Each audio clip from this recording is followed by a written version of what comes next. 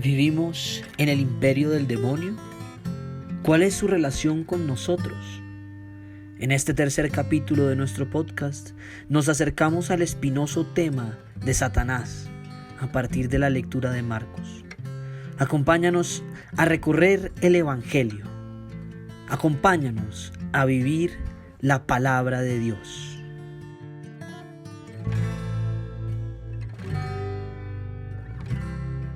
Entraron en Capernaum y los días de reposo, entrando en la sinagoga, enseñaba. Y se admiraban de su doctrina porque les enseñaba como quien tiene autoridad y no como los escribas. Pero había en la sinagoga de ellos un hombre con espíritu inmundo que dio voces, diciendo: ¿Qué tienes con nosotros, Jesús Nazareno?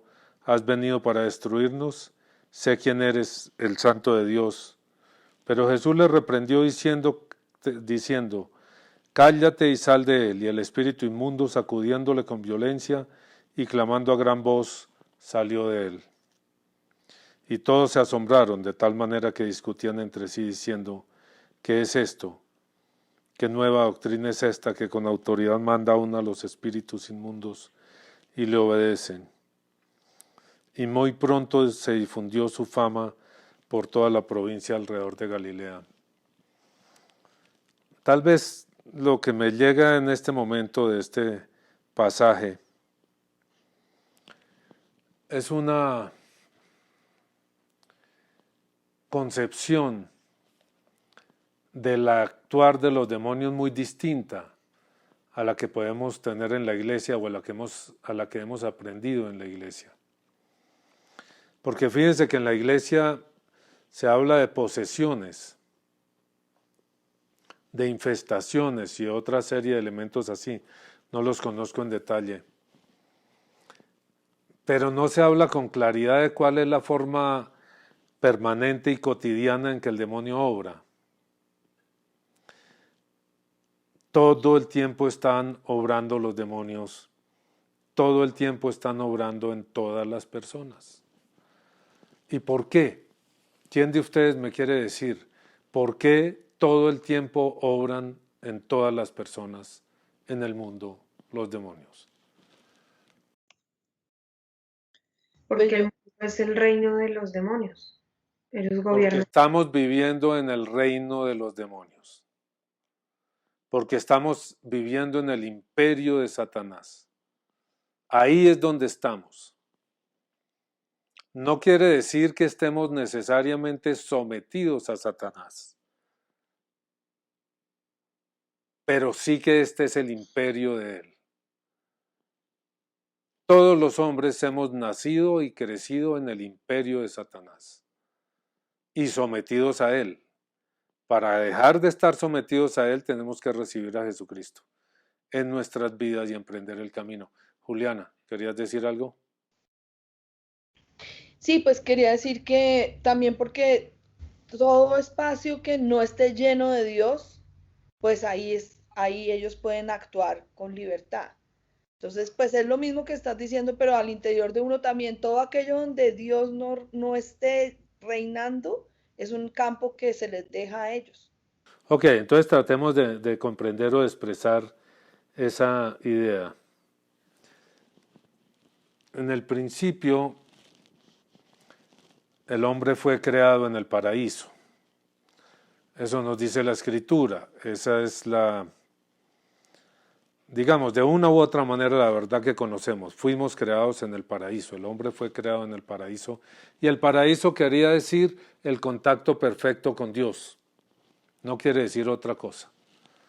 No es un lugar, es que Dios es el paraíso. Entonces fuimos creados como en esa perfección de relación, como en esa plenitud de relación con Dios, con el ser, con la realidad. Pero de alguna manera que no comprendemos bien, pero que la Escritura expresa en la forma del pecado original, nosotros renunciamos a ese contacto, a esa comunicación, a ese lazo directo con Dios, con la realidad, con el Padre. pensando que nosotros podíamos construir un mundo propio, que yo podía construir mi propio mundo. Para eso no se le ocurrió a uno. Eso fue influenciado ya, y es lo que nos dice, es la tentación de la serpiente que tienta a Adán. Eso es influenciado por el demonio, viene a decirle a uno eso. Se mezclan nuestras voces y le dice, mire, ¿por qué no hace usted una cosa a su manera? Haga un mundo a su manera. Y el hombre de alguna manera sale de ese paraíso, ya no tiene todas las condiciones del paraíso, ya no logra ver, ya no logra entender, ya no tiene comunicación con Dios, ya puede empezar a dejar de creer en Dios y simplemente se va a sumergir en una nueva realidad. Pero no es una realidad intermedia, no es una realidad entre Dios como un mundo especial para el hombre. No, el hombre va a quedar sumergido en el reino de Satanás, en el imperio de Satanás, y Satanás empieza a mandar en su reino, atrapando ahí a todos los hombres. ¿Tenemos eso claro? Sergio. Sí. Sí, pues en el mundo del ateísmo, ¿no? Digamos, en lo que a mí me tocó vivir, la sensación que uno tenía del demonio era que o era una cosa ahí como de superstición, y donde uno escucha las historias del demonio, bueno, pues como nosotros no teníamos tanto contacto con la iglesia y eso, era en la cultura popular, ¿no es cierto? Pero dentro de la cultura popular tampoco los demonios son habitantes constantes de la vida de las personas, sino que a alguien por allá alguna vez se le apareció el demonio, o tuvo alguien que conoció que le hicieron un exorcismo o una cosa así. Y eso es todo lo que uno sabe, como o las historias como las de la patasola y todas esas vainas, todas esas cosas tienen como dejan ver que hubo un contacto, un cierto contacto, pero nada que ver con esto que está diciendo usted, o sea, como que es una presencia constante, una voz que nos habla todo el tiempo, porque no, es decir, nadie está en ese estado de conciencia del debate contra el demonio, nadie anda en esas, sino como que bueno, por allá de pronto si uno se le porta muy mal se le aparece o algo así. Yo diría, Sergio, sí, de acuerdo, esa es como lo que nuestra cultura, nuestra religión nos enseñó. Por eso yo decía en otro video que hay grabado por ahí, que nos enseñaron mal la religión. Nos la enseñaron mal. Lo que nos enseñaron no es la verdad. Eso no es lo que está ocurriendo. Eso no es lo que dice la Escritura. Esa especie de religión popular que se vive por ahí. Esa no es la realidad. La realidad es diferente. La realidad es que ese mundo del ateo, por ejemplo, Sergio, y del ateo y de los creyentes, todos están sumergidos en un lago donde reina Satanás. En un lago de barro donde reina Satanás. Es lo que llamamos el mundo. Es lo que llamamos el imperio del mal. Es lo que llamamos el imperio de la mentira, del engaño, porque todo eso es engaño. Todo eso es engaño y todo eso es influencia del demonio. Todo eso es dictado por ellos, controlado por ellos, todos esos pensamientos y todas esas ideas, ¿ve? Son dictadas y controlados por el demonio porque él tiene el poder de, en su reino, mandar los mensajes que quiera y hacerlos llegar. Controla las mentes de las personas. Controla los sentimientos de las personas. Controla los deseos de las personas. Es el emperador de su reino. ¿Ve? Y de acuerdo, entonces en un momento dado les dice, para que no se vayan a dar cuenta de lo que de verdad está pasando, en un momento dado hace como pequeñas apariciones. Yo diría que las posesiones son eso, porque las posesiones en el fondo son cosas más bien inocuas, no tienen mucho sentido. Es decir, ¿de qué le sirve al demonio una posesión si no es para que la gente se dé cuenta de que existe? Entonces sí, el demonio existe, pero como una actuación aislada. A los que no creen en el demonio, tranquilos, a eso los utiliza tranquilamente, los controla y los manipula milimétricamente. Pero los que de alguna manera creen, entonces le va a decir, sí señor, el demonio existe, mire, ahí hay una posesión. Mire, hubo una manifestación de algún orden. Las señoras que dicen, me desperté y vi una sombra, y etcétera. Pero todo eso en el fondo, lo único que hace es esconder la forma cotidiana y permanente como el demonio opera y procede, controlando todo el tiempo, milimétricamente, el pensamiento, los sentimientos, la memoria. Si vamos a tomar en cuenta como esos tres elementos del ser de que nos habla San Agustín, los tres viviendo en el mundo, tengan en cuenta, mundo igual imperio de Satanás, son controlados por Satanás. Son controlados por Satanás y por sus huestes que andan por millones detrás de las personas. Hay una diferencia inmensa entonces entre lo que nos enseñaron y lo que descubrimos ahora en la Escritura. Diga, Sergio. Yo estoy de acuerdo con usted. Eso es lo que nosotros estamos viendo en la Escritura y en la tradición, lo que nosotros hemos... Eso también es lo que dice el padre Fortea, por ejemplo, en su tratado sobre los demonios. ¿Cómo hacemos nosotros? ¿Hay manera de que nosotros podamos comprobar esto? O sea, ¿cómo hacerlo más visible a las demás personas? Ok, espérenme, ese está bueno, ¿no? Podemos ir hasta allá y tomar una película. No. Podemos despertar. Sí. Podemos ver. Sí. Cuando nosotros rompemos ese poder del demonio sobre uno, sobre la mente de uno, cuando nosotros logramos ver al demonio en acción, verlo de verdad, rompemos el poder que tiene sobre nuestra mente y entonces despertamos. Es una cuestión como simultánea.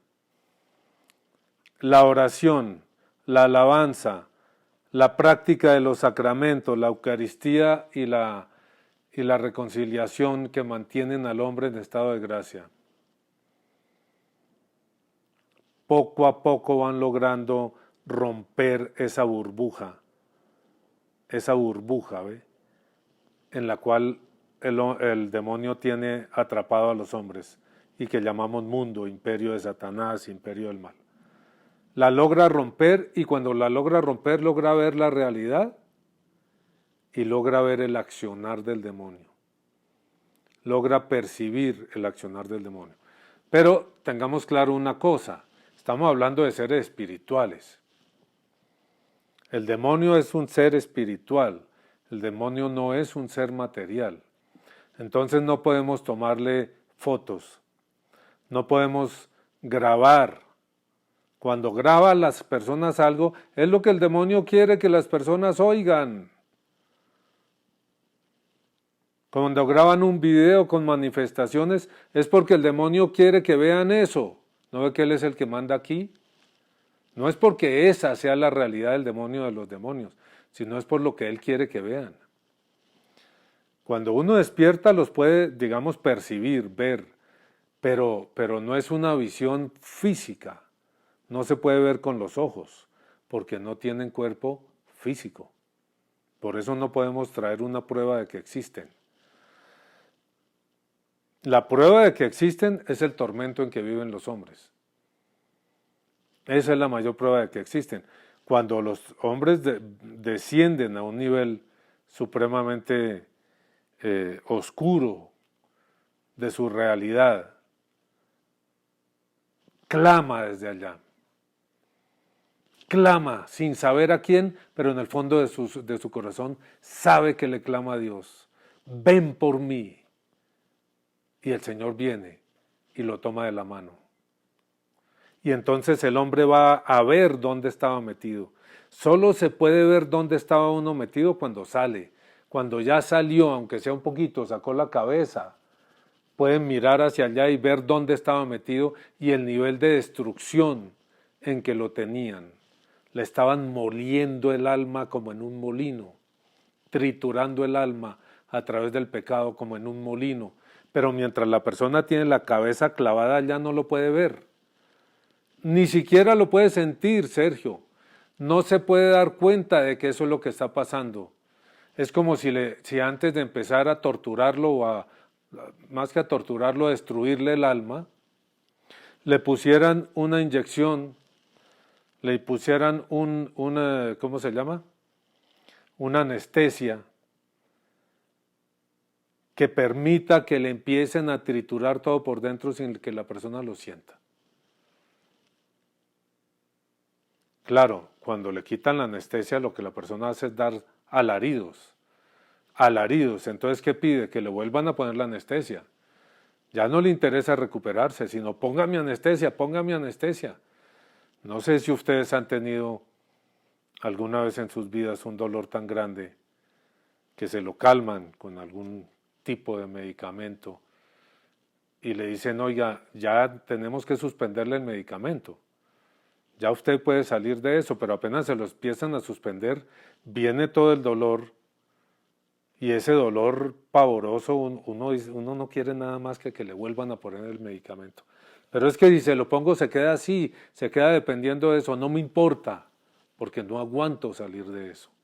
Que me suspendan la anestesia, que me suspendan la adicción. El mundo es una adicción en esa forma, ¿ve? Yo sé que la gente no se da cuenta, yo sé que esto que estamos diciendo la gente no lo va a creer y de ahí vienen buena parte de nuestros problemas. Porque la gente no puede creer que eso sea verdad. Y quieren algo un poquito más dulcecito. Por eso dicen, es que eso es muy radical, deme algo más suave. No me diga que eso es lo que me está pasando en mi interior. Señor, mire las huellas de sus pasos detrás de usted. Mire que el rastro que está dejando es un rastro de dolor, de miseria, de angustia, de soledad, de tristeza, de desesperación. Pero la persona ni siquiera quiere ya mirar sus huellas. Solo quiere seguir con la anestesia. Más bien, vámonos a una fiesta, tomémonos unos whiskies, lo que quiera que sea. Hombre, hablemos de negocios. ¿Qué negocio está haciendo? ¿Cuánta plata podemos ganar aquí o allá o acullá? ¿Cuánta plata tenemos? Hagamos un viaje, disfrutemos, gocemos de este mundo. Aquí hay muchas cosas buenas y bonitas todavía que hacer. Y todo eso no es más que anestesia, para que no se dé cuenta de que los demonios le están royendo físicamente el alma y el corazón y lo están destruyendo. Porque claro que eso duele, ¿ve? Así como duele si a uno le roen un hueso, eso duele terriblemente. Que le abran un hueco en la piel, en la carne, en el músculo y le empiecen a roer el hueso, el dolor es pavoroso. Cuando los médicos por alguna razón tienen que hacer algo así, entonces se fracturó un hueso, entonces tienen que reducirlo, se llama. Tienen que ponerle un clavo, tienen que taladrarle el hueso. De hecho, yo tengo clavos en las rodillas. Bueno, uno, el otro día me lo sacaron. Tornillos de este tamaño. Pero eso no se lo pueden hacer a palo seco. Porque le tienen que abrir un roto en la piel, un roto en el músculo. Y después coger un taladro y taladrar el hueso y el hueso siente. Y llegar a la médula y después con un destornillador apretar esa vaina ahí, apretar ese asunto ahí, ¿ve? Hasta que lo dejen bien asegurado. Y le ponen hasta, ¿cómo se llaman? Las rodachinitas esas, los rodetes, le ponen de eso. Es pura carpintería, ¿ve? Pero esa carpintería no se puede hacer más que con anestesia. Los demonios hacen lo mismo, ¿ve? Le ponen anestesia, pero ya, ellos no le van a arreglar el hueso para roérselo, para comérselo. Los huesos del alma, los huesos del corazón. Por eso todas las imágenes que nos da el Antiguo y el Nuevo Testamento son de que esto quedó despedazado. estos son huesos secos, que ya no tienen músculos, que ya no tienen ligamentos ni tendones, que ya no tienen carne. Y entonces el profeta le dice al Espíritu, la voz del Señor le dice, profetiza, profetiza sobre esos huesos y los va a reconstruir y va a hacer personas nuevas. La anterior no sirve porque esos son huesos secos anestesiados. Los voy a hacer de nuevo y el dolor con que miren sus vidas va a ser un dolor hacia atrás. Así fui, pero soy distinto. ¿Ven? Ese es el efecto del encuentro con Jesús. Ya no eres lo que eras. El que está en Cristo es una nueva criatura. Las cosas viejas pasaron, he aquí todas son hechas nuevas. Pero claro, destapar el estado en que está, en que tiene uno las piernas que se las royeron todas, que tiene esto y lo otro, en el que tiene el alma, duele. Mire lo que me pasó. Mire lo que me pasó. Ese es el problema de la conversión, el problema más fuerte de la conversión. Tener que mirar la situación de uno y desde allá clamar. Clamar para que el Señor haga de uno una nueva criatura.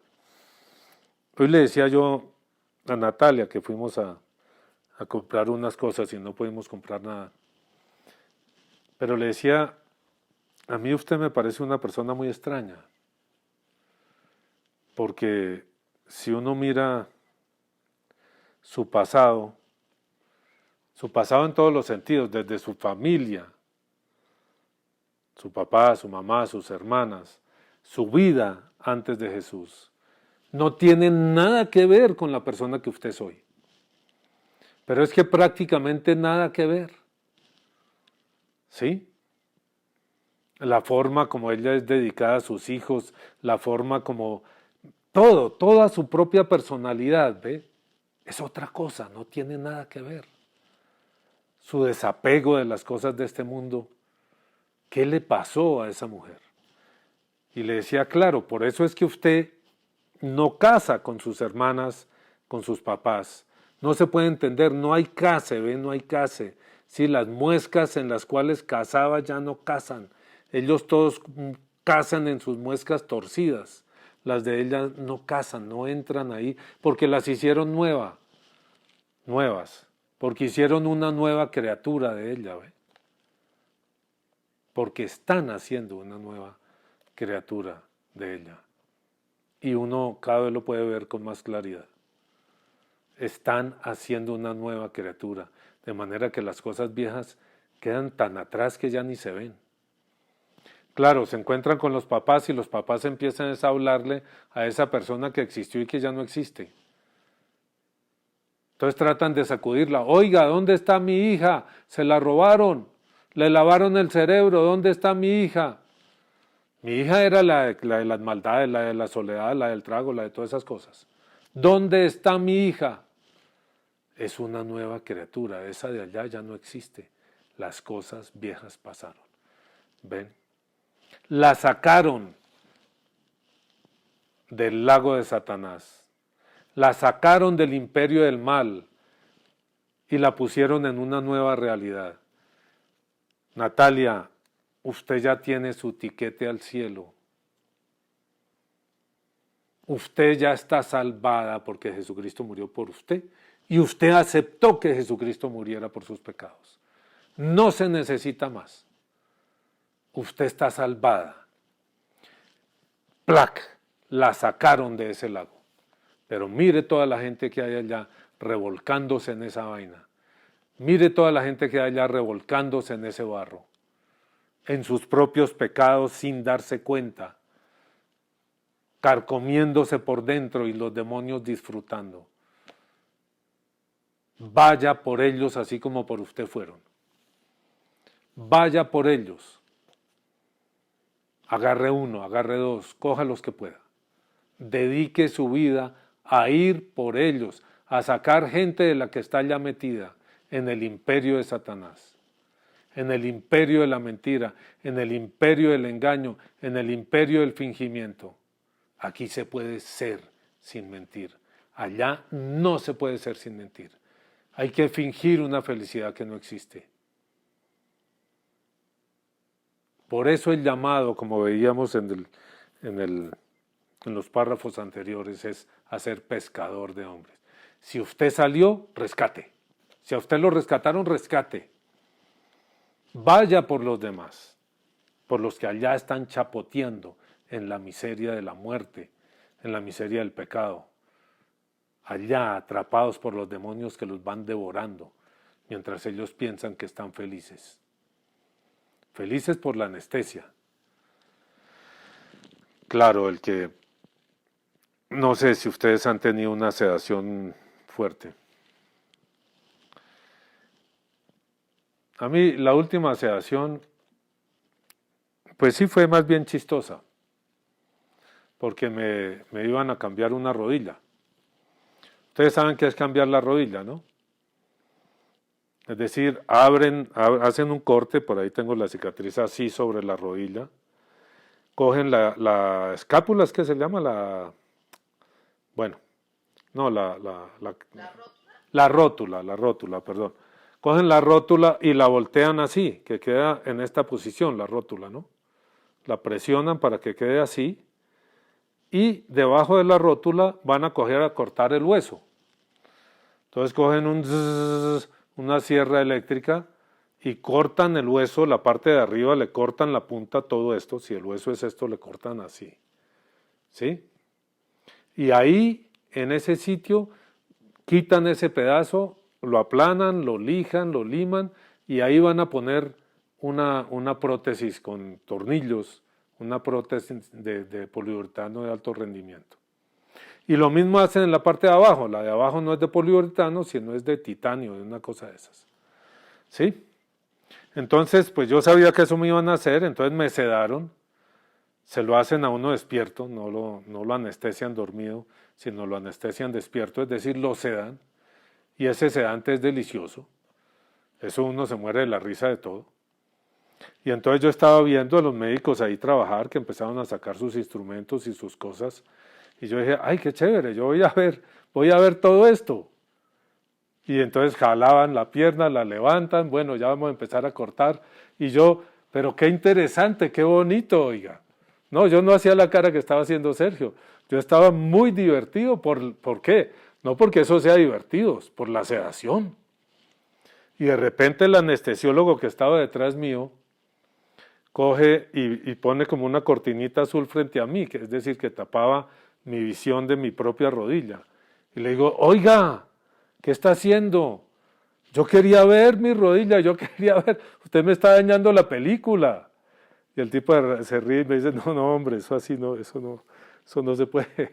Sí, imagínese. Pero es tal el efecto de la sedación que yo me iba a divertir toda esa carpintería y toda esa carnicería que iban a hacer en mi rodilla. 47 minutos dura una cirugía de esas. La tienen absolutamente cronometrada.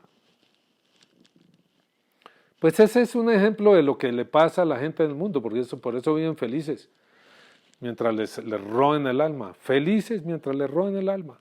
Felices viendo la película. ¿Sí? Dedicados al dinero mientras el dinero les roe el alma, porque el dinero le roe a uno el alma. Se la pasa uno descuidando a ver que no se vaya a perder un centavo y a ganar más y a cuánto ha ganado el vecino y genera todas las cosas. Es que en esa sopa del imperio de Satanás eso es lleno de miles de cosas. ¿Sí? La envidia, el rencor, que este me hizo, que el odio, que la rabia, todas las cosas y los demonios empuje y empuje y empuje y empuje.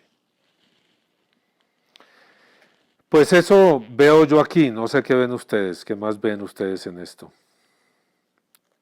Ahora, hay un punto fundamental en este asunto, perdón Sergio, y es que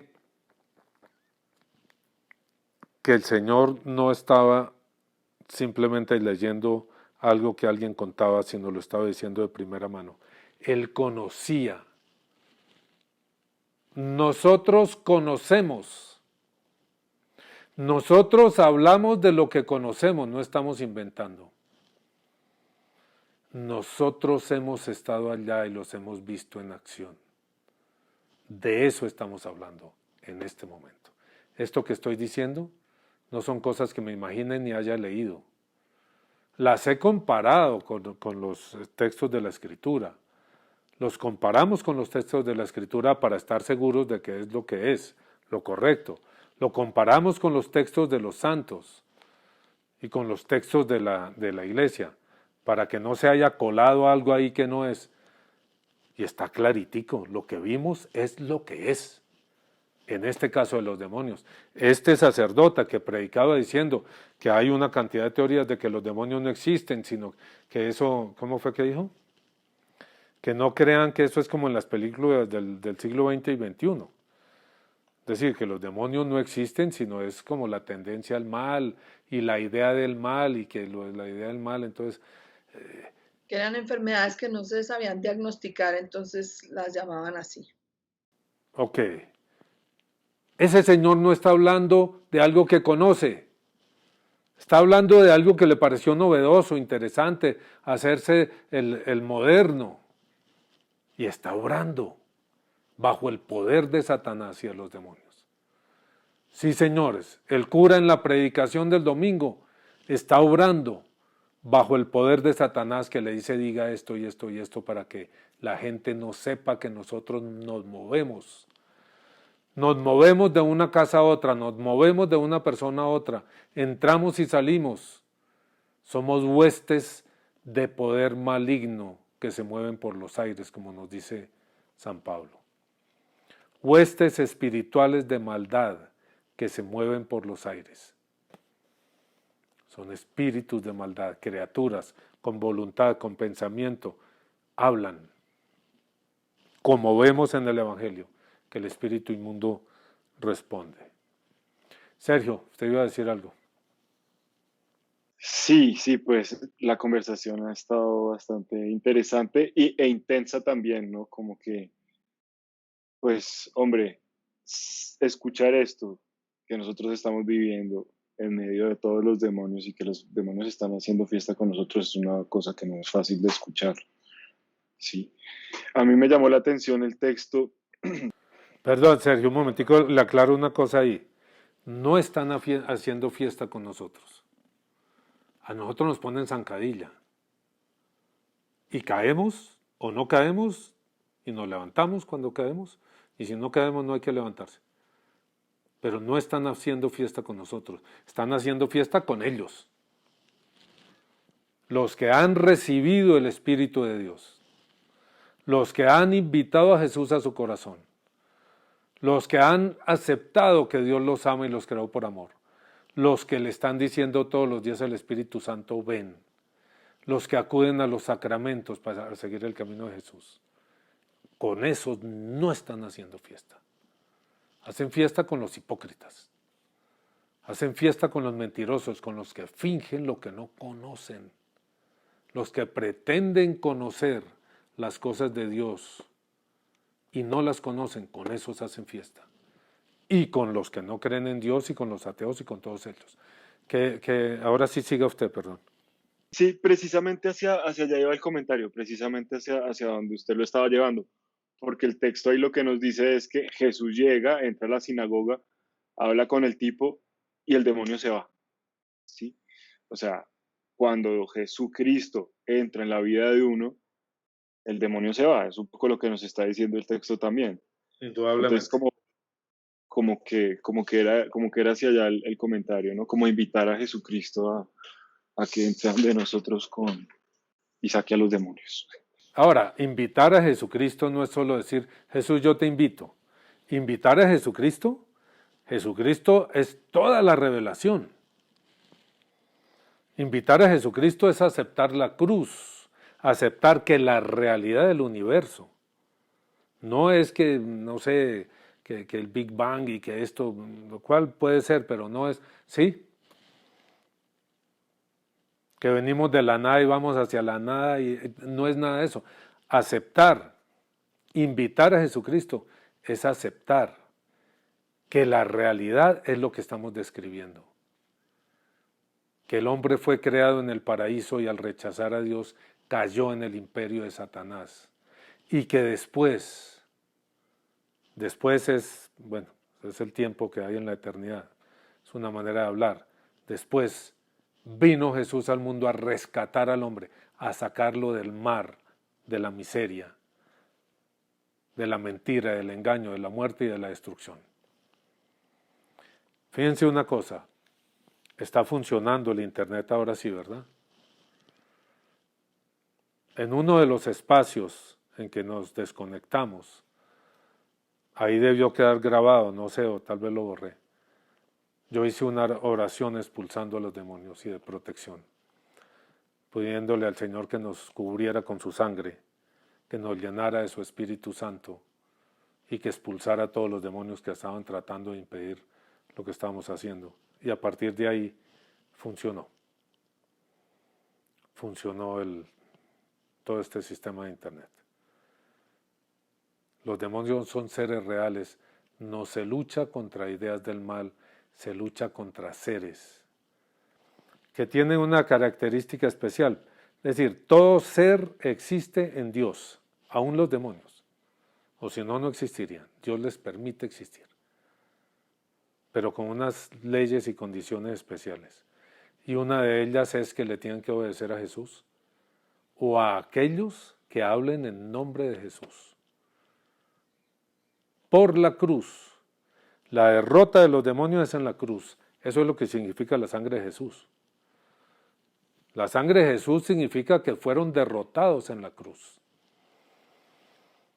Cubrirse con la sangre de Jesús es cubrirse con el acto salvífico de Jesucristo que da su vida y resucita por y para nosotros. No es un gesto mágico ahí de que me unto aquí como la sangre o esto, no. Es que yo acepto, invoco, comprometo, entrego mi vida, acepto que la realidad del universo es esa, Jesús crucificado, Jesús resucitado. Eso es lo que es el universo, ¿ven? No todo el sartal de cosas que la gente se inventa. Cuando yo acepto eso es cuando le digo a Jesús, ven a mi vida, Jesús viene y me muestra la realidad. ¿Qué más está diciendo ustedes, Sergio, o alguien más? Pala, Juanes. Yo sí quería decir algo que me llama la atención también de ese texto y que de pronto es otra cosa a través de la cual nos engañan mucho, y es que el demonio sabe quién es Jesús y lo dice. Entonces, a mí me parece que pasa mucho, y es otra trampa, que como eso, que cualquiera que dice que reconocer a Jesús, ya uno cree que está, digamos, con Jesús y en lo correcto, pero es que los demonios conocen a Jesús y le dicen, o sea, le dicen, tú eres, sé quién eres tú, el santo de Dios. Ok, fíjate, Juliana, una cosa. ¿Dónde estaban cuando aparece en la sinagoga? No estaban en la casa de los romanos, no estaban donde los gentiles. El demonio no estaba torturando gente por allá en los caminos de los ateos. Estaba en la sinagoga, en el templo. Pues la sinagoga no es el templo de Salomón, se queda en Jerusalén y esto era en Capernaum. Pero estaban en la sinagoga, en un lugar sagrado. Ahí estaba el hombre endemoniado. Ahí estaban los demonios torturando al hombre. ¿Dónde están los demonios hoy? En la iglesia.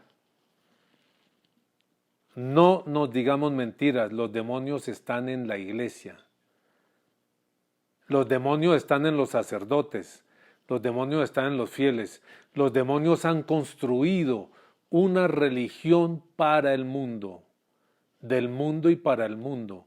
Y una religión del mundo y para el mundo es una religión del demonio y para el demonio. Y la han construido a partir de la fe católica y de la fe cristiana. Y esa es una verdad que es innegable e indudable. Y es uno de los combates más duros que damos nosotros hoy en día.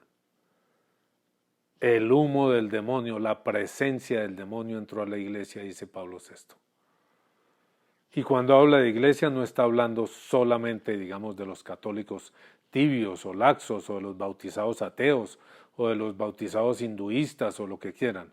Está hablando del clero y no está hablando solamente del clero pederasta, que eso es lo más visible, eso es lo más fácil de ver y en el fondo de resolver. Están hablando del clero que creyendo ser buenos están viviendo en ese lago de Satanás. Cuando ustedes quieren saber dónde está una persona, le pillan una mentira, quédense esperando. 2, 3, ya saben dónde vive. Porque el padre de la mentira es Satanás. Un sacerdote que miente vive en manos de Satanás. De frente, un sacerdote que miente vive en manos de Satanás. El imperio de la mentira es el mundo y es el imperio del demonio. En el reino de Dios no cabe la mentira, ni la chiquita, ni la mediana, ni la grande. Y menos como costumbre, y menos como vicio. La persona que miente por costumbre está viviendo en el reino de Satanás. Puede que haga cosas buenas en su lucha, en su subir y bajar. Yo me acuerdo cuando yo era niño, antes de aprender a nadar, en Girardot me resbalé en una piscina de esas. Y duré un buen rato ahí luchando. Y yo casi lograba sacar la nariz. Veía, sí, la luz ahí cerquita. Y casi cuando ya estaba llegando volví y me hundía. Y pataleaba y dele, y un buen rato en esa hasta que me sacó mi hermana Constanza. Uno ve personas así. Y uno ve a muchos sacerdotes así. Entonces luchan y esto, y ¡pum!, logran una palabra, logran ver algo y luego vuelven y se hunden. Se hunden por la soberbia, se hunden por la prepotencia, se hunden por la lujuria, lo mismo que todos los hombres. Entre otras a mi hermana, la que me sacó, la veo yo hoy en día así, por segundos saca la cabeza y vuelve y se hunde. Vuelve y se hunde. Y no hay manera de cogerla. Ahí estamos en el esfuerzo, que viene ahora en media hora. Los demonios construyeron una religión del mal en el cristianismo y en el catolicismo. Y conviven los dos. La ciudad de Dios y la ciudad de Satanás de San Agustín conviven todo el tiempo, el trigo y la cizaña. Al final el Señor separará. Por eso el profeta anuncia para que quien quiera aceptarlo. Y la primera palabra del profeta es ¿cuál?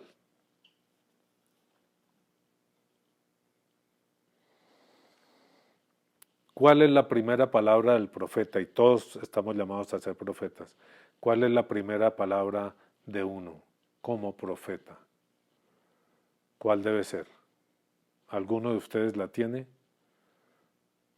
El que dice que permanece en él debe andar como él anduvo.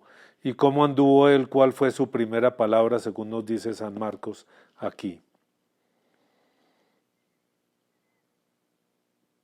Miren, después que Juan fue encarcelado, este es el versículo 14, capítulo 1. Jesús vino a Galilea predicando el evangelio del reino de Dios, la buena noticia del reino de Dios, diciendo, el tiempo se ha cumplido y el reino de Dios se ha acercado. ¿Y cuál es la primera palabra? Denuncia, arrepentíos. Arrepentíos y creed en el evangelio. Lo que están viviendo ustedes está equivocado. Arrepiéntanse de lo que están haciendo. Arrepiéntanse de sus mentiras. Arrepiéntase de predicar cosas que no conoce, que no sabe si son ciertas, que son elucubraciones suyas, ideas de su soberbia, para sentirse bueno, para sentirse que la gente lo admire. arrepentíos y creed en el Evangelio. Eso dice ahí, la primera palabra de la predicación, la primera palabra profética del Señor es esa. Miren, ahí está. Arrepentíos y creed en el Evangelio. ¿Y qué era lo que predicaba Juan? El arrepentimiento. Arrepentimiento para perdón. Arrepentimiento para perdón. Arrepiéntase y lo perdonan. Y lo sanan y lo limpian. Y poco a poco le quitan ese gusto por el mal que tenemos. Pala, Juanes.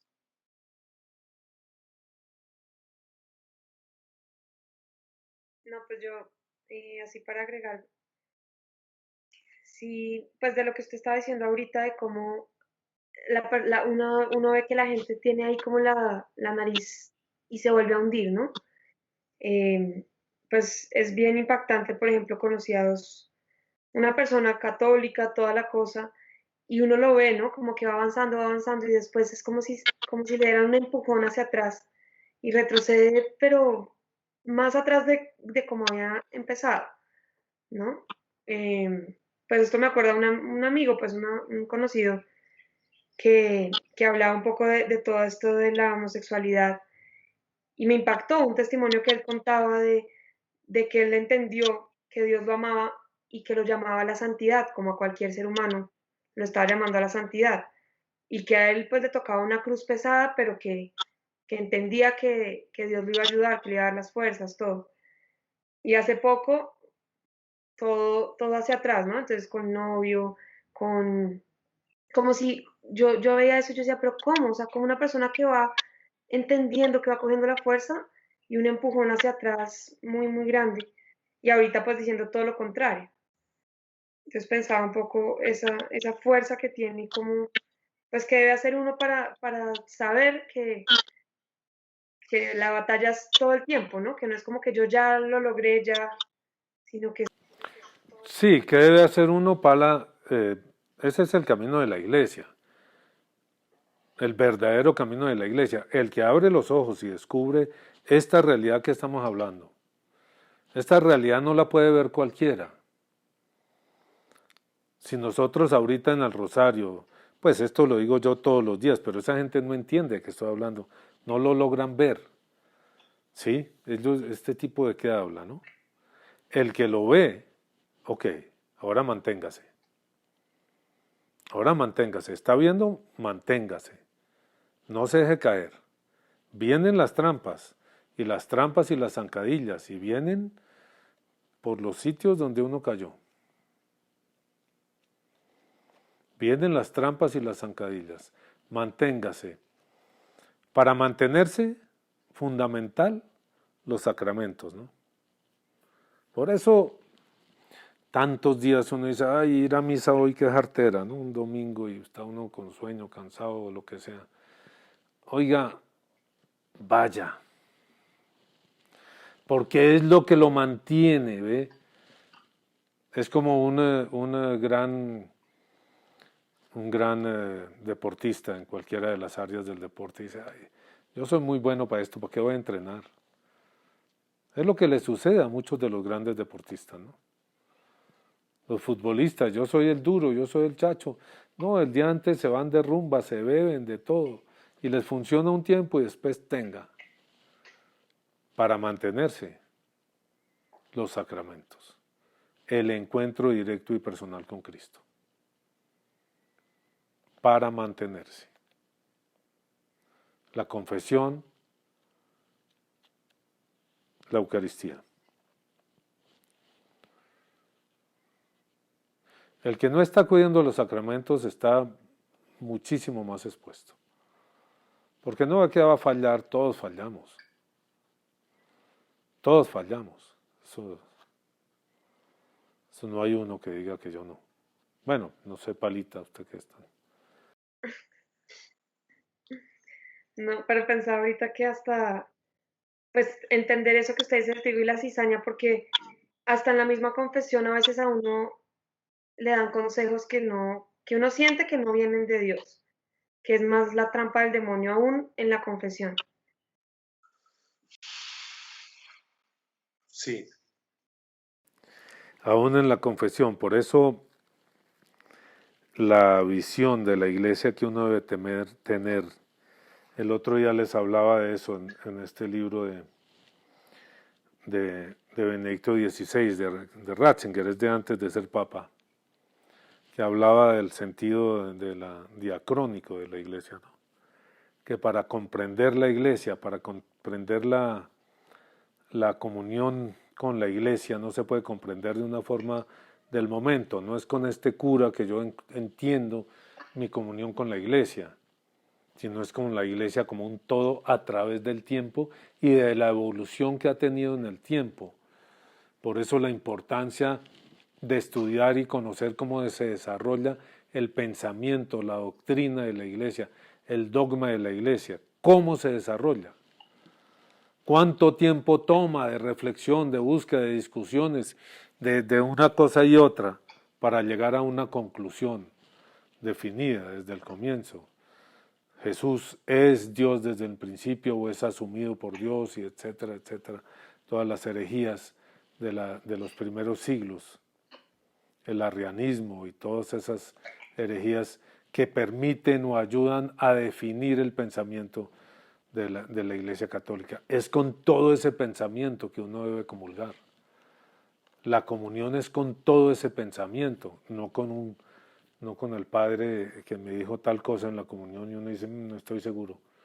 Pues vaya y busque el pensamiento. Tanta gente lo que hace es ir a buscar, llega un cura y le dice, no, lo que usted está viviendo no está bien. Busca otro, hasta que hay uno que le dice que sí. Listo, ahí ya estoy, de aquí en adelante me confieso con ese. No, la comunión es con la iglesia. Como la iglesia como un todo, con el Papa, con la iglesia como un todo y un todo en la historia. Yo creo que es bien importante comprender la palabra del Señor y esa la expresa Ratzinger ahí, en el sentido de que la iglesia, donde haya 2 o 3 reunidos en mi nombre, ahí estaré yo. Y ahí estaré yo quiere decir, ahí es iglesia. Ahí está la iglesia. Donde haya 2 o 3 reunidos en mi nombre, ahí está la iglesia. Es decir, aquí está la iglesia. La iglesia. Claro, tiene condiciones. No es solo que nos reunimos y a ver qué se nos ocurre hacer. Y una condición fundamental es que esté en comunión con el resto de la Iglesia Católica, de la Iglesia Universal, que esté en comunión con la universalidad de la Iglesia, que es lo que estábamos hablando. Comunión con el Papa, comunión con los obispos, comunión con el pensamiento de los concilios, comunión con el desarrollo de la doctrina de la Iglesia, comunión con la Escritura, por supuesto. Y ahí somos iglesia, la iglesia. Ahí está presente la iglesia en nosotros, en este grupo, en este canal, donde sea que estemos, en comunión con la iglesia. Ahorita veía yo, no sé por qué me he metido a ver esos videos y esas cosas de una serie de sacerdotes que se retiran, casi siempre convenientemente. Casi siempre como que caen en una trampa y no logran salir de su lío. Y cuando uno ve la historia ve una cantidad de enredos que tenía la persona y busca cómo justificarlos y finalmente no logra. Y la soberbia le dice, usted está por encima de los obispos, hombre. Usted está por encima del Papa. Usted está por encima de los curas. Pues claro, usted es cura, ¿qué les va a hacer caso a los otros curas? Usted es sacerdote, ¿qué le vas? Pero bastantes. Se salen del sacerdocio, se salen de la iglesia para otra iglesia, como este Coutier en Miami se volvió episcopaliano porque allá no le ponen problema. O fundan una nueva iglesia, al estilo protestante. Las iglesias protestantes pueden ser de 30 personas, de 60, de 100, de 500, de 5,000, de 15,000. Eso no hace diferencia. Entonces cogen ese espíritu protestante y fundan una nueva iglesia. Esa no es la iglesia. Esa no es la iglesia. ¿Qué será? El Señor sabrá. Ok, ¿qué más tenemos hoy? Y analizando ese pasaje hasta el 28, ¿no? Entraríamos la semana entrante a mirar Jesús sana a la suegra de Pedro, que es ahí mismo. Que tiene un sentido interesante. Esto esta fue la lectura del domingo pasado, ¿no? El evangelio del domingo pasado, si no estoy mal. La sanación de la suegra de Pedro fue ayer domingo. Ayer domingo, sí. Ayer domingo fue la sanación de la suegra de Pedro. Que está bien interesante también, ¿no? Y es un poco lo que estamos hablando. Si quieren, leámosla y con esto terminamos. Al salir de la sinagoga vinieron a casa de Simón y Andrés, con Santiago y Juan. Y la suegra de Simón estaba acostada con fiebre, y enseguida le hablaron de ella a Jesús. Entonces él se acercó y la tomó de la mano y la levantó, e inmediatamente le dejó la fiebre y ella le servía. Yo creo que esto es una alegoría de todo lo que estamos hablando. Es una alegoría de la persona que está en el mundo, atrapada por los demonios, atrapada por el mal, por la enfermedad. Jesús la saca. Y lo siguiente que hace la persona ahí mismo es ponerse a servir. Ponerse a servir a Jesús. Y servir a Jesús fundamentalmente es rescatar gente del mundo. Te invitamos a comentar, compartir y a que te suscribas a nuestro canal. Tenemos en el horno mucho contenido de Dios para ti. Participa de nuestras charlas y en la descripción encontrarás los links de nuestras redes sociales. Gracias y te esperamos en un nuevo episodio.